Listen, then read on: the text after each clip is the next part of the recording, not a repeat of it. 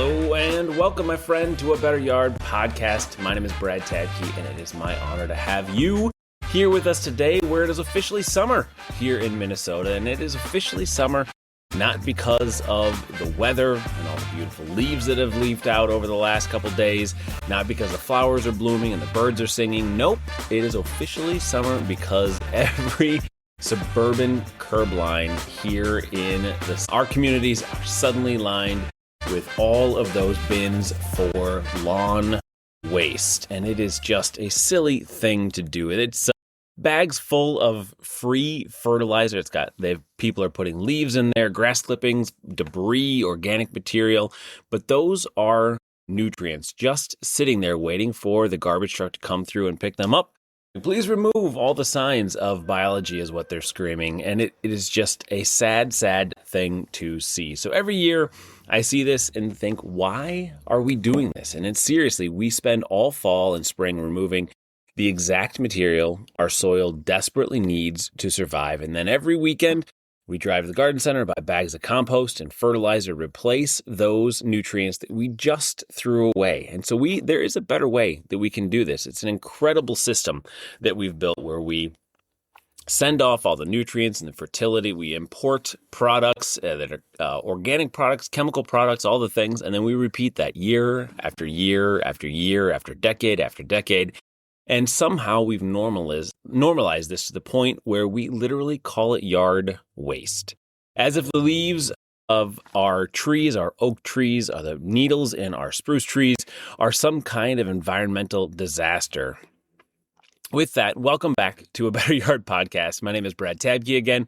Here I'm the founder of A Better Yard, where we help people eliminate chemicals, feed birds and pollinators, save clean water, and store carbon without losing our minds trying to maintain the perfect lawn. And so today, we're talking about one of the easiest ways that you can improve your yard and improve your soils. Stop removing the fertility from your yard. So now, before anybody emails me, I understand that some of you are hostages in an HOA system. Some of you have neighbors who believe that when one leaf touches the ground, it has a sign of societal collapse. When a dandelion blooms, it is just horrific. Chaos ensues, and I get it. I'm not saying that your yard has to look abandoned. I'm just saying that suburban lawn culture has gotten really weird. And if you stop and think about it for more than 30 seconds, nature has been composting successfully for millions and millions of years. And here at A Better Yard, we try and emulate nature as much as we can. Forests somehow survive every fall without a cleanup crew. Nobody's out there in the woods with a backpack blower screaming that this oak is making a mess again. We know that leaves fall, that plants die back, that organic matter breaks down, and life feeds life. And that is the system. That's the system that's been working for eons. And we need to make sure that in our home landscapes, in our yards, we are working to emulate that system and to bring it into focus for all of us. So meanwhile, we're spending actual money on all these bins that are weekly cleanup bins so we can remove nutrients. Sometimes you use paper lawn bags from our property before bringing them back in plastic bags via mulch and compost things a few weeks later. And it's absolutely unbelievable. And honestly, I think this comes down to aesthetics and control and tidiness. We've been trained to associate clean with healthy, and things like just mulched beds, perfect edging, no leaves, no stems, no debris, no insects, no signs of life, no birds, no nature. But biologically, a lot of those landscapes are basically outdoor furniture. They look neat while the soil underneath slowly turns into lifeless dust. Because healthy soil needs organic material, that's how the ecosystems function. Organic material feeds microbes, and microbes feed soil for life, and soil supports those plants. Plants support the insects. Insects support the birds, and everything is connected. And all the way we're handling our lawns today treat every leaf like a crime scene. Like, it's just unconscionable the way so many things handle this. We have to have these perfect green lawns that look like a fourth fairway at Hazeltine or center field at Target Field. This is actually one of the reasons why I built the FEFS framework, to make sure that we have a filter for how we handle our yards. And so FEFS stands for eliminate chemicals, feed birds and pollinators, save clean water, and store carbon. I'll give that one to you again. FEFS stands for eliminate chemicals, feed birds and pollinators, save clean water, and store carbon. And what's funny is this entire episode fits inside all of these 4 categories, this FEFS framework, because when you stop exporting organic matter from your property, good things happen almost immediately. So when you stop doing that, you get healthier soils. That means you need to use fewer chemicals. Organic matter improves the water retention, which improves the soil biology, which improves nutrient cycling on your home landscape, in your yards, right there in your home, which means plants are often healthier and more naturally resilient. It's not perfect, it's not magic, but it is absolutely better. And that means that we're eliminating chemicals and all that mess that people obsessively clean up. That is habitat.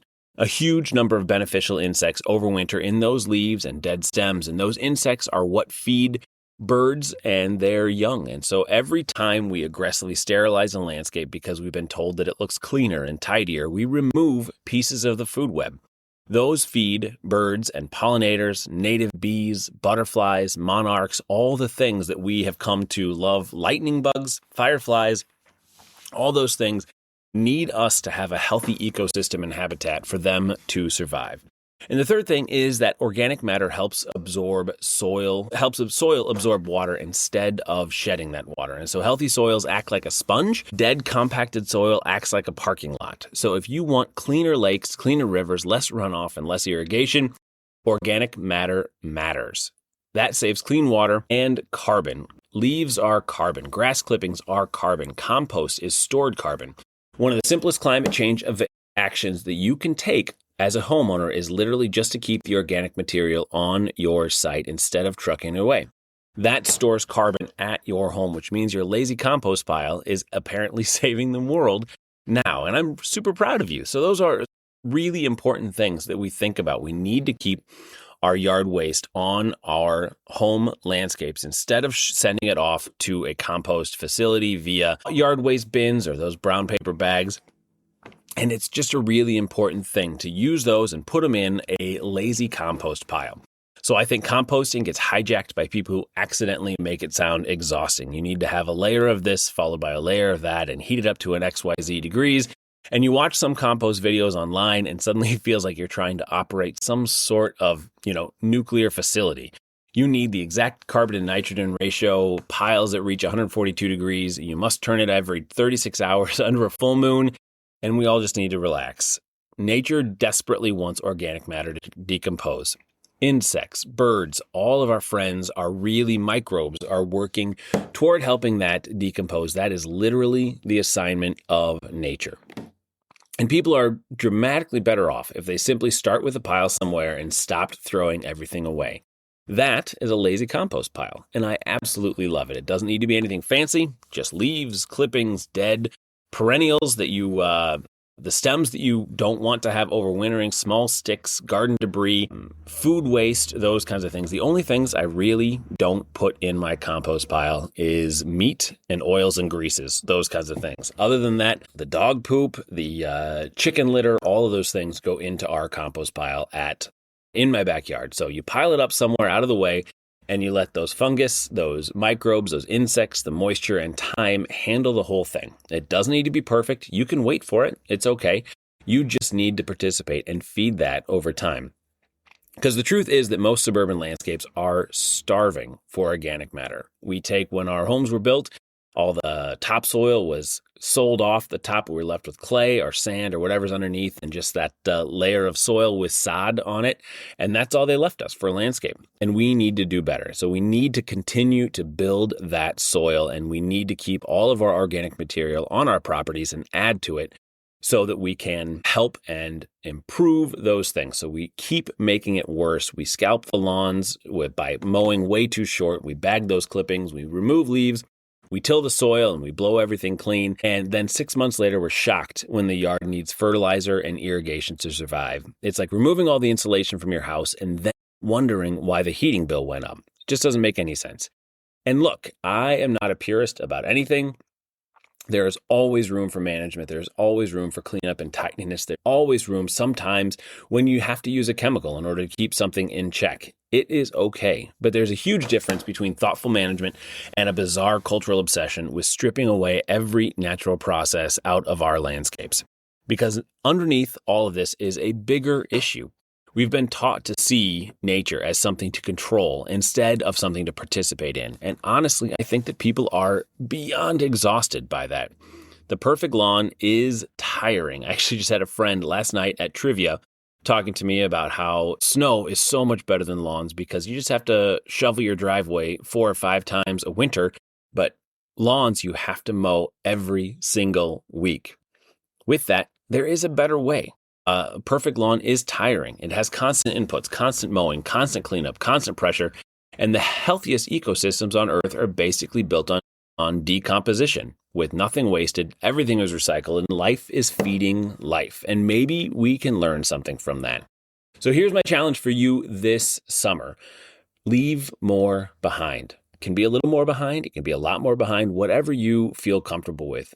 Mulch your leaves, leave the grass clippings, use leaves around trees and shrubs, leaves the stems standing so that those are homes and habitat for native bees.